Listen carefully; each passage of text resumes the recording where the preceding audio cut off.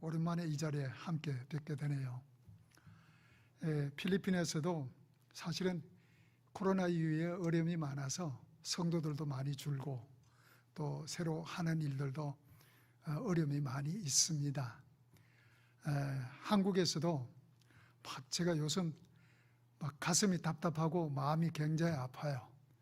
막 이게 우리 교회도 성도들이 줄은 것 같고 한국 교회도 전체적으로 그런 것 같고, 와, 이게 도대체 우리가 어떻게 해야 되나 하는 건 마음 때문에 막 제가 거의 매일 울다시피 하나님 앞에 막 마음이 너무 아프고 답답하고 우리가 어떻게 해야 됩니까? 라고 부르짖게 되는 것이 사실입니다. 그래서 오늘 제목을 성도의 정체성이라는 제목으로 삼아 잡았습니다.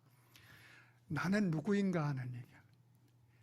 나는 누구이고 나의 본질은 무엇인가? 내가 왜 살고 있고 어떻게 살아야 되는가? 나는 도대체 누구인가? 말씀을 통해서 우리가 함께 좀 생각해 보고자 합니다. 로마서는 잘 알다시피 사도 바울이 로마 교회에 보낸 편지입니다. 그런데 여러분들 이 로마서 읽을 때 쉬워요? 어려워요? 어렵죠? 그런데 사실 그때 당시에 로마 성도들은 쉬웠어요. 어렵지가 않았어요. 그때 시대 상황에 그들에게 맞게끔 주어진 말씀이에요. 우리도 이 배경을 잘 알고 나면은 쉽게 이해할 수 있습니다. 그런데 그때 로마 교회는 성도들이 엄청난 핍박 속에 있었습니다. 심지어는 십자가에 못 박아 죽이고 짐승의 밥이 되게 만들기도 하고, 이런 핍박 속에서 그 어려움 속에서 살아가는 로마 교인들에게 이 로마서를 통해서 이 로마 교인들이 회개가 이루어지고 믿음으로 다시 일어나게 돼서 마침내는 로마를 변화시킵니다. 로마가 기독교 국가로 변화되는 역사가 일어나죠. 엄청난 이런 역사가 이 로마서를 통해서 그들이 그렇게 변화가 된 겁니다. 그렇다면 우리들도 이것은 로마 교인들에게 준 것이지만 동시에 누구에게 준 거예요? 우리에게, 나에게 준 말씀입니다. 로마 교인들이 이 말씀을 하나님의 음성으로 들었던 거예요.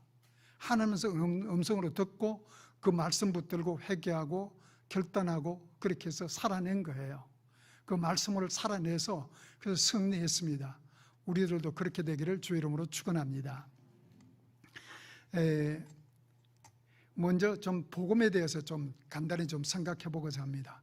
복음이 뭐죠? 뭐가 복음이죠? 기쁜 소식인데 예수 그리스도가 복음이죠. 그런데 예수 그리스도가 복음인데 그 예수 그리스도에 대해서 몇 가지 우리 꼭 잘 아는 내용을 좀 짚고 넘어가고자 합니다. 첫째로 예수 그리스도는 성육신 하셨습니다. 하나님이 사람이 되셨습니다. 하나님이 사람이 되셨는데 아담의 후손으로 태어났나요? 아니죠. 아담의 후손으로 태어났으면 죄가 있잖아요. 그런데 동정녀 마리아에게서 태어났죠. 그러니까 사람으로 태어났지만 죄가 없으신 분, 이건 꼭 우리가 명심해야 될 일이에요. 성육신, 하나님이 사람 되셨다. 그런데 동정녀 마리아에게서 태어났기 때문에 죄가 없으신 분이다. 죄가 있으면 우리를 구원할 수가 없잖아요. 두 번째로 십자가의 죽음이십니다. 신명기에 보면은 신명기 21장 23절에 보면은 나무에 달린 자마다 저주를 받았다고 그랬습니다. 그런데 예수님은 죄가 있어요, 없어요? 없죠. 그런데 우리 죄를 몽땅 가져가셨죠. 그러니까 죄를 가지니까 저주받을 수 없고, 그래서 십자가에 죽으셨습니다. 저주를 받아 죽은 거예요. 우리의 죄 때문에, 온 인류의 죄 때문에, 나의 죄 때문에 십자가에 못 박혀 죽으신 것. 이게 두 번째. 다음에 세 번째로 죽음으로 끝나버리면 아무것도 아니잖아요. 그런데 어떻게 되셨죠? 살아나셨죠. 부활하셨죠. 부활하신 것. 이 세 가지를 우리가 잘 알고 있어야 이게 바로 복음입니다. 이 복음을 믿는 겁니다. 성육신 하셨고 동정녀 탄생하셨고 십자가에 죽어 내 죄 때문에 십자가에 죽으셨고, 그리고 부활하여 살아나셔서 성천하셨고, 예수 이름 성령으로 내 안에와 계십니다. 성령으로 내 안에와 계신 그분, 바로 이 복음이에요. 그 복음으로 우리는 살아가야 되는데 왜 복음이 필요할까요? 무엇 때문에 복음이 필요할까요? 우리에게 왜 복음이 필요합니까? 죄인이죠. 죄 때문이죠. 죄가 없다면 예수님이 필요 없잖아요. 죄 때문에. 로마서 1장에서는 이방인의 죄에 대해서 얘기합니다. 복음에는 구원에 이르는 능력이 있다고 16절에서 얘기했고 17절에는 복음은 믿음으로 믿음의 이기를 하게 하나니 의인은 오직 믿음으로 살리라. 17절에 그렇게 해요. 그런데 그때 사람들이 어떠느냐 하면 하나님의 영광을 썩어질 사람이나 짐승이나 기어다니는 동물, 새 이런 우상에다가 바쳤어요. 그렇게 섬겼어요. 그런데 그러면 안 되는 게 뭐냐면은 피조물에는 하나님의 새 계신다는 것을 알 수 있다고 그랬습니다. 예, 하나님이 계신 걸 알 수 있다. 그럼에도 불구하고 그 하나님이 만물 속에 하나님의 신성과 능력이 있다. 그럼에도 불구하고 이와 같이 우상으로 만들어 보니까 하나님은 그걸 어떻게 하냐? 내버려 두셨어요. 내버려둬. 말 안 들으면 내버려 두면 어떻게 망하는 거죠. 죄 가운데 망해버리는 거예요. 그래서 이 이방인들이 그렇게 되니까 그 유대인들이 뭐라고 그랬냐면은 유대인들이 맞아, 그 말 맞아 그래. 왜? 그 유대인들은 이방인들을 사람 취급 안 했어요. 개나 짐승같이 봤어요. 그러니까 그 하나님 모르는 그 놈들 죽어 마땅한 놈들이야 라고 그랬더니 뭐라고 그 2장에서 뭐라고 얘기하냐면 그 유대인들 보고 너도 똑같은 놈이다. 너 사람을 판단하는 너도 그 일을 똑같이 하고 있지 않느냐. 너도 똑같이 하고 있느냐. 너도 똑같이 그들과 마찬가지 똑같은 죄인이다 라고 얘기하고 있습니다. 그랬더니 오늘 그 3장 1절 한번 볼까요? 3장 1절 3장 1절 한번 읽어봅니다. 시작.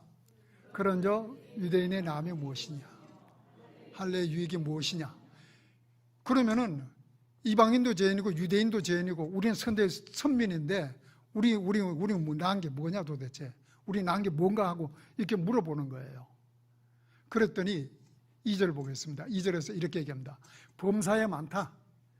그런데 그 중에서 우선 하나 얘기하자면 하나님의 말씀을 맡았다. 로마서 9장 4절 5절에 가면 7가지의 유대인의 이 나은 점을 얘기하고 있습니다. 그런데 여기서는 우선 한 가지. 그게 뭐라고요? 뭘 맡았다고요? 하나님의 말씀을 맡았다. 이거 엄청난 거죠. 다른 이방인들이 그때 당시에 하나님의 말씀이 있어요? 없어요? 없어요. 유대인들만 가졌어요. 십계명을 비롯해 구약 성경 전체 유대인만 받고 있었어요. 그 엄청난 것을 맡았어요. 그런데 여기서 하나님의 말씀을 맡았다고 하는 의미가 뭐냐면 두 가지 의미가 있어요. 첫째는 말씀을 유지한다. 말씀을 유지한다는 얘기는 다른 말로 하면 말씀에 순종하며 말씀을 살아낸다. 따라하세요. 말씀을 살아냅시다. 말씀을 살아내는 거예요. 말씀을 오늘날 우리에게 하나님 말씀 주셨어요? 안 주셨어요? 주셨죠? 66권 주셨죠? 그럼 어떻게 하라고요? 우리에게 말씀을 맡겼으면 우리가 어떻게 해야 된다고요? 이 말씀을 살아내야 된다. 여러분들 말씀 살아내고 있습니까? 말씀을 살아내는 거예요. 말씀을 맡은 거예요. 그게 얘기예요. 또 하나는 뭐냐? 말씀을 전달하는 거예요. 정인의 삶을 사는 거예요. 이게 우리에게 맡겨진 거예요. 옆에 분한테서 말씀을 맡았습니다. 말씀을 살아냅시다. 말씀을 전합시다. 이게 우리에게 준 사명이에요. 이게 그냥 준 거 아니라고요. 이거 엄청난 거예요. 그러니까 이렇게 하나님께서 이렇게 해주셨어요. 근데 3절에 가면은요, 3절을 볼까요? 어떤 자들이 믿지 아니하였으면 어찌하리요? 그 믿지 아니함이 하나님의 미쁘심을 패하겠느냐? 근데 유대인들 중에도 믿지 않는 자가 있다는 얘기예요. 그럼 믿지 않는 걸로 인해서 여기 미쁘시다는 말은 신실하다는 얘기입니다. 하나님은 어떠세요? 하나님의 약속을 반드시 지키세요? 안 지키세요? 지키세요. 하나님은 그 신실하신 분이에요. 그럼 유대인 몇 사람은 그 예수 안 믿는다고 해가지고 그러면 이 하나님의 약속이 폐지될 수 있느냐? 신실함이 없어질 수 있느냐? 그럴 수 있어요? 없어요? 없죠. 그럴 수 없다는. 그 다음에 4절 보세요. 4절 보면은 그럴 수 없느니라. 사람은 다 거짓되되 오직 하나님은 참되시다 할지어다. 그럴 수 없는 거예요. 아무리 우리가 누가 예수 안 믿는다고 해가지고 하나님의 약속이 절대로 폐기될 수 없다는, 신실함이 없어질 수 없다는 얘기입니다. 그럼 반드시 그대로 된다는 얘기예요. 그 기록된 바, 주께서 주의 말씀 어렵다 함을 얻으려고 판단받으실 때에 이기려 함심이라 한것 같으니라. 이건 기록된 바는 어떤 기록이냐면 시편 51장 4절의 얘기입니다. 시편 51장 4절은 누구 얘기냐면 다윗 얘기입니다. 다윗이 그 3절 4절 다 나오는데 그 다윗이 어떤 죄를 저질렀죠? 우리아를, 바세바를 범했죠. 바세바를 범하고 나니까 또 더 큰 죄를 또 저지르죠. 어떻게 해요? 바세바의 남편 우리아를 전쟁터에서 보내 죽였죠. 그러니까 간음했죠. 살인했죠. 이웃을 탐했죠. 10계명 중에 3가지 탐했어요. 그러면 다윗이 엄청난 죄를 저질렀잖아요. 그럼 이런 엄청난 죄를 저질렀는데 그럼 하나님이 다윗과 처음에 했던 약속을 저버리느냐? 저버리세요? 아니죠. 지금 그 시편 51편에 나오는 거는 다윗의 죄를 고백하는 거예요. 고백하는 거. 하나님 앞에 고백한 거예요. 그러니까 하나님은 약속을 지켜 다윗을 다시 살려내잖아요. 그러니까 절대로 하나님은 약속을 폐기하죠. 반드시 신실하게 지키시는 하나님이시다라고 하는 것을 말씀해 주고 있는 겁니다. 따라하세요. 하나님은 신실하십니다. 반드시 약속을 지키십니다. 그 다음에 그 세 번째 질문에 나오는데 5절 7절 얘기입니다. 5절 읽어봅니다. 5절 읽어보세요. 그러나 불의가 우리 하나님의 의를 드러나게 하면 무슨 말 하려? 내가 사람의 말하는 대로 하노니 진노를 내리시는 하나님이 불의하시냐? 이건 불의해서 사람이 죄를 짓고 불의한 행동을 해요. 그 때문에 하나님의 의가 더욱 드러난다 이 말이에요. 하나님의 의가 더욱 드러나는 거예요. 이 인간이 불의한 짓을 해. 근데 인간은 불의한데 하나님은 의로운 거예요. 의가 드러나면은 그러면은 그렇게 되면은 이런 식이에요. 내가 불의하지 않았다면 하나님의 의가 안 드러날 수도 있지 않느냐. 내가 불의했기 때문에 하나님의 의가 드러났다. 그러면은 하나님이 진노를 안 내리시는 게 맞지 않을까? 근데 그게 아니라는 얘기예요. 하나님은 진노하고 그 죄에 대해서 처벌하시는, 심판하신다. 그럼 하나님이 그게 불의하시냐? 아니다라는 얘기죠. 7절도 같은 맥락의 얘기입니다. 7절 봅니다. 7절. 그러나 나의 거짓말로 하나님의 참되심이 더 풍성하여 그의 영광이 되었다면 어찌 내가 죄인처럼 심판을 받으리요? 이거 말도 안 되는 얘기하잖아요. 보세요. 내가 거짓말을 했기 때문에 하나님의 뭐가 드러나요? 더 참되심. 내가 거짓말을 하나님은 참되시다. 그게 확 부각돼서 나타난다면, 그러면 내가 거짓말을 했기 때문에 하나님의 참되심이 드러나니까, 그렇다면은 내가 심판 안 받아도 되는 거 아니냐? 그럼 돼요, 안 돼요? 안 되는 거죠. 그럴 수 없는 거잖아요. 하나님의 심판을 마땅히 하게 되는 게 당연한 거죠. 그래서 6절 한번 볼까요? 6절에서 뭐라고 그러냐 하면은 읽어보세요. 시작.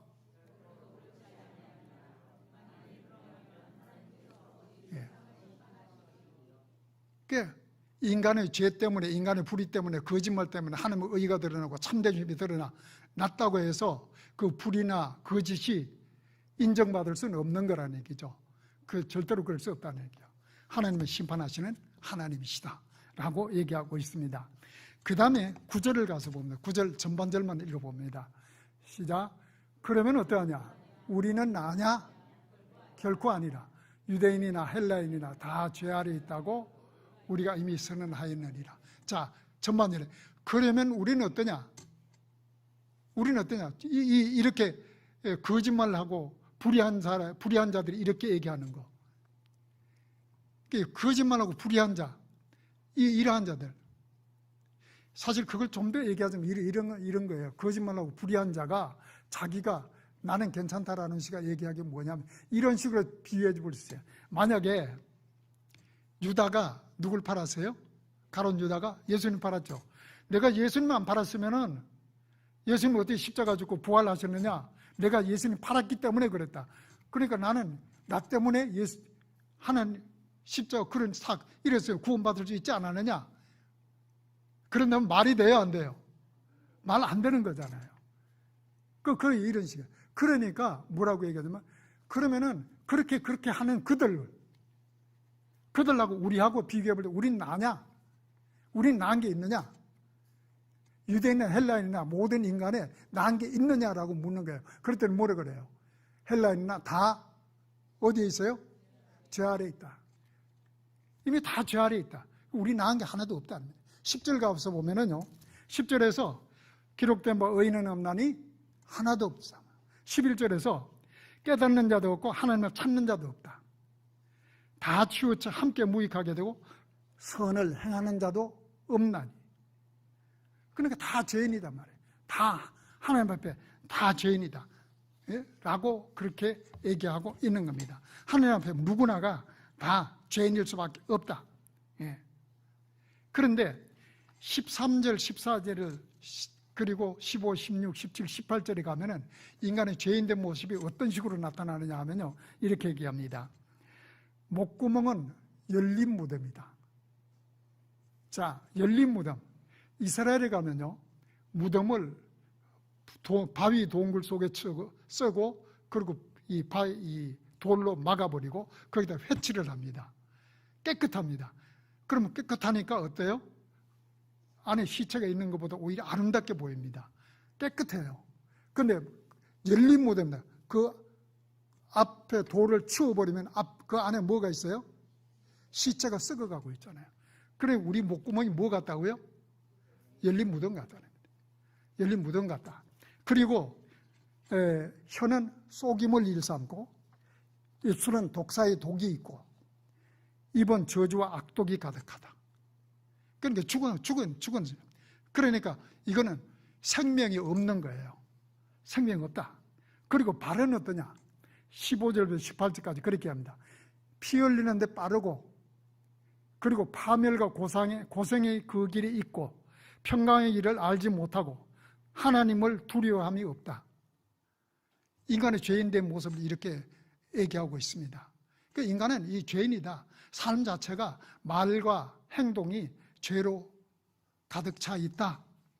그런데 유대인이나 헬라인은 다 똑같다. 모두가 다 그렇게 돼 있다. 어떻게 할 거냐? 그러면 우리 보고 지금 앞에 읽은 대로 너희는 나냐? 우리는 나냐? 답할 때 뭐라고 그랬어요? 나은 것이 없다. 우리도 다 죄인이다. 그런데 19절에 가면 뭐라고 얘기하냐면 율법 아래서 모두가 죄인이기 때문에 입을 열 수가 없다. 우리가 다 하나님 앞에 죄인된 우리가 그와 같이 죄를 짓고 사는 우리가 하나님 앞에 할 말이 있어요? 없어요? 할 말 없어요. 입 다물 수밖에 없다는 얘기입니다. 율법에 비춰보니까 다 죄인이다. 그 율법의 기능은 죄를 깨닫게 하는 거다. 자, 이렇게 죄라는 그 사실이 모두 드러났어요. 그럼 죄인이에요. 살려면 어떻게 해야 돼요? 예수님 만나야 되잖아요. 그래서 21절 한번 볼까요? 21절 읽어봅니다. 시작. 율법 외에 하나님의 한 의가 나타났으니 율법과 선지자들에게 증거를 받은 것이라. 율법 외에 하나님의 한 의가 나타났어요. 하나님 의. 누구죠? 예수. 하나님의 의가 나타났으니 이건 이미 언제부터? 선지자들을 통해서 이미 오실 것이라고 계속 얘기됐던 겁니다. 22절 봅니다. 읽어보세요. 시작. 곧 예수 그리스도를 믿음으로 말미암아 모든 믿는 자에게 미치는 하나님의 의인이 차별이 없느니라. 그러니까 누구나 예수 그리스도를 믿음으로 이 죄로부터 해방되고 자유함을 얻고 구원을 얻고 의로운 자로 인정받게 됐다는 얘기입니다. 저나 여러분들이나 예수 그리스도 때문에 우리는 구원받았습니다. 자, 나는 누구냐? 우리는 처음에 뭐라고 했죠? 우리는 하나님 앞에 죄인이다. 죄인인데 어떻게 됐어요? 예수 그리스도로 말미암아 예수 그리스도를 믿음으로 구원을 받았습니다. 그래서 의롭다고 인정을 받았습니다. 자, 그런데 제가 필리핀에서도 여기 와서 마음이 아프고 막 답답하고 이게 막 매일같이 막 눈물이 나고 막 이런 게 뭐냐 하면요. 이 옛날 한국 교회 같지가 않아요. 저만 그렇게 보는 게 아니라 많은 분들이 그렇게 보고 있어요. 옛날에 한국 교회 성도들은 열정이 있었다. 열망이 있었다. 뜨거운 사명감이 있었다. 가만히 있지를 못했다. 이곳에 가서 복음을 전했다는 얘기입니다. 기도하고 쉬지 않고 기도하고 말씀 사모하고 그렇게 했는데 오늘날 성도들은 내가 먹고 살고 자식 잘 되는 것 외에는 별로 관심이 없다. 그런 식으로 얘기해요. 마치 요한계시록을 보면 사대교회가 나옵니다. 7교회 중에 사대교회라고 있어요. 그 사대교회는요, 이 사면이 다 높이가 450m 벼랑이에요. 벼랑으로 이렇게 사면 다 이렇게 돼 450m는 적이 쉽게 쳐들어올 수가 없어요.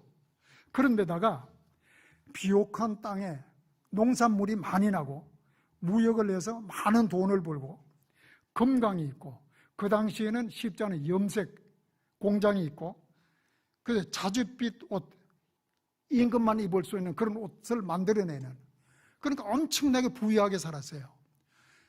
그리고 그렇게 되니까 다른 로마 식민지들은 로마의 지원을 받아야 살 수 있었어요. 그런데 여기는 잘 먹고 잘 사니까 로마 지원도 필요 없고, 그러니까 로마 황제로 신으로 별로 안 생겨도 별로 큰 문제가 없고 그냥 자기들끼리 잘 먹고 잘 사는 거예요. 그러면서 예수 믿는다고 적당히 믿는 거예요. 잘 먹고 잘 사는 거, 예배 드리고 평범한 그냥 안정된 신앙생활하고 이거 외에는 관심이 없어요. 그러니까 요한계시록 3장 1절에서 뭐라고 얘기하냐면 내가 내 행위를 아노니 내가 살았다는 이름은 가졌으나 죽은 자로다. 살았다는 이름은 가졌으나 죽은 자로다. 오늘날 한국교회가 마치 이와 비슷한 거 아니냐라고 얘기들 많이 합니다. 살았다는 이름은 가졌으나 믿는다고 신앙이라고 얘기를 하고 있으나 죽은 신앙이다. 여러분들 기도 뭐 합니까? 기도에 먼저 그 나라와 의를 구하라. 그리하면은 이 모든 것을 더해 주리라. 먹고 입고 사는 거 하나님이 책임지시겠다는 거예요. 뭐부터 구하면? 그 나라와 의를 먼저 구하면 나머지 책임지시겠다는 거예요. 그런데 우리의 기도 뭐 합니까? 내 건강, 내 사업, 내 돈벌이, 내 가정, 내 자식, 이것만 기도하는 거 아닌가? 하나님이 보실 때 잘 먹고 잘 살게 해줬더니 너희들 그렇게 변질됐느냐고 하나님 마음이 얼마나 아프시겠어요? 하나님은 지금 한국 교회가 그렇게 되어가고 있고 성도들도 계속 줄어가고 있는데도 성도들이 별로 마음 아픈 것이 별로 없다라는 얘기입니다. 아니라 여러분들 물어보겠습니다. 목장 예배 드릴 때에 목장의 불어나기 위해서 기도 얼마나 합니까? 얼마나 하세요? 전도하기, 목장을 늘려내기 위해서 목장이 왜 존재합니까? 구성원들끼리 함께 기도하면서 서로가 위로하고 격려하고 믿음을 성장시키고 동시에 뭡니까? 전도해서 목장을 늘려서 또 목장을 만들어내는 그것이 목장의 사역이 아니에요. 여러분들 그렇게 하고 있습니까? 별로 안 하는 것 같아요. 그 기도, 그럼 여러분들 어떻습니까? 전도하러 다니면 열심히 전도하러 다닙니까? 믿는 자가 가지고 가야 될 사명이 주어져 있습니다. 사명이 있어요. 마태복음 28장 한번 보겠습니다. 읽어봅니다. 시작.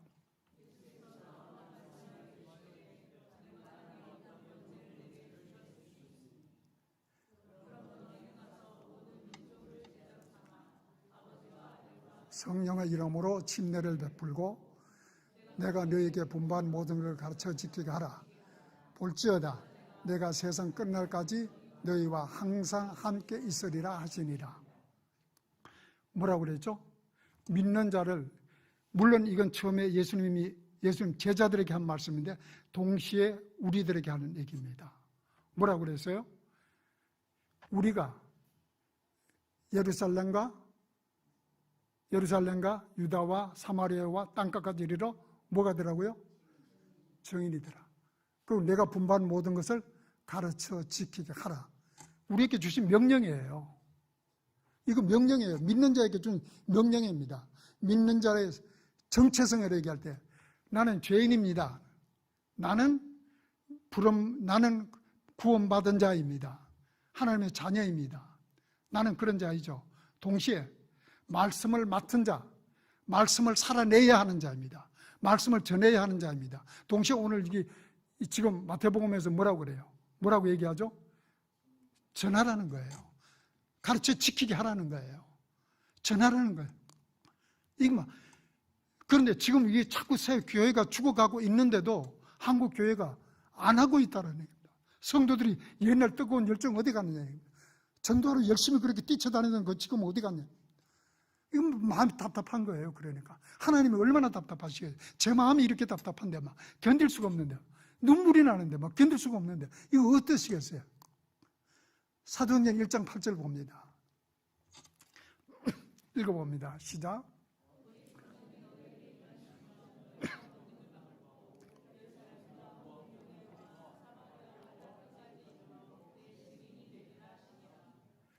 성령이 너희에게 임하시면, 여러분들 예수님이 여러분의 주님으로 고백하십니까?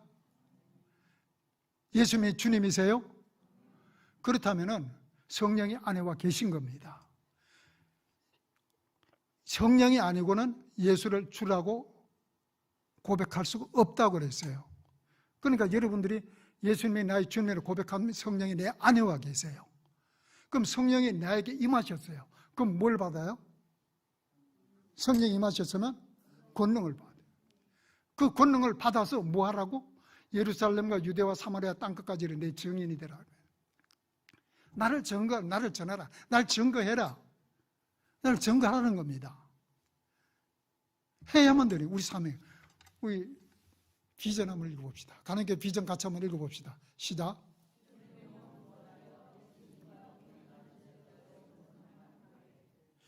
이런 영혼 구원하기 위해서는 어떻게 해야 돼요? 가만히 있어서 이런 영혼 구원할 수 있어요? 가만히 있어서 이런 영혼 구원할 수 없잖아요.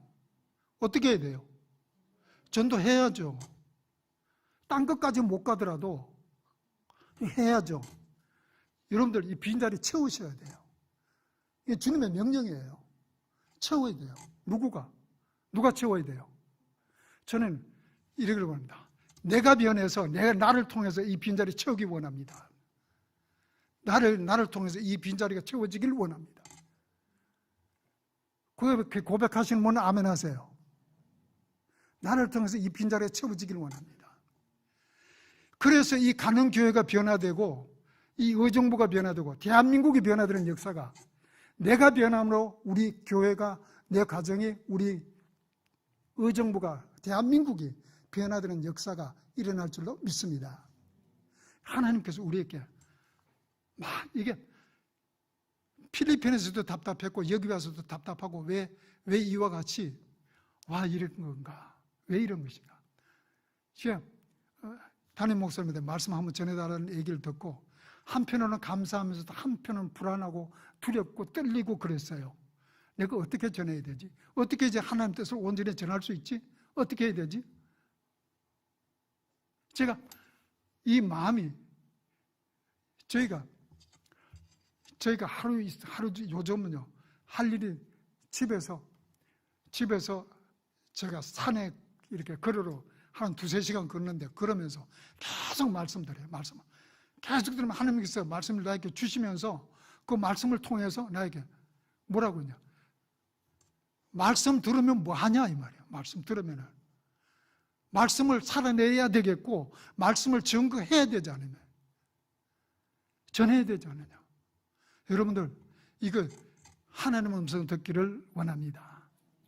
하나님이 여러분들에게 주셨다는 말씀으로 듣기를 원합니다. 제가 한 얘기가 아니고 하나님께서 여러분들 주변에 이렇게 교회가 어려움이 있고, 다른 어려움이 아니라 이렇게 성도들이 자꾸 줄어들고 있고, 주위 한국 교회가 이렇게 되는 모습 보면서 여러분들 마음 아프고 답답해하는 마음이 정말 이 마음이 이게 우러나 있어야 됩니다. 여러분들 만약에 한국 교회가 잘못되면 대한민국 제대로 될까요? 안 돼요. 대한민국 바로 될 수 없어요. 어려워져요. 힘들어져요. 대한민국 안 되면 여러분들은 잘 살 수 있을까요? 아니에요. 안 돼요. 한국 교회가 바로 서야만 합니다. 우리가 먼저, 내가 먼저 바로 서야만 합니다. 말씀 붙들고 말씀을 살고. 제가 막 이렇게 막 몸부림치니까 방해도 참 심해요. 저한테 요즘 오는 방해도 참 심해요. 그런데 이것이 하나님께 주시는 거고 하나님께 크게 이루시고자 하는 거다라고 받아들입니다. 저와 여러분들 다시 결단하기를 원합니다. 기도하겠습니다.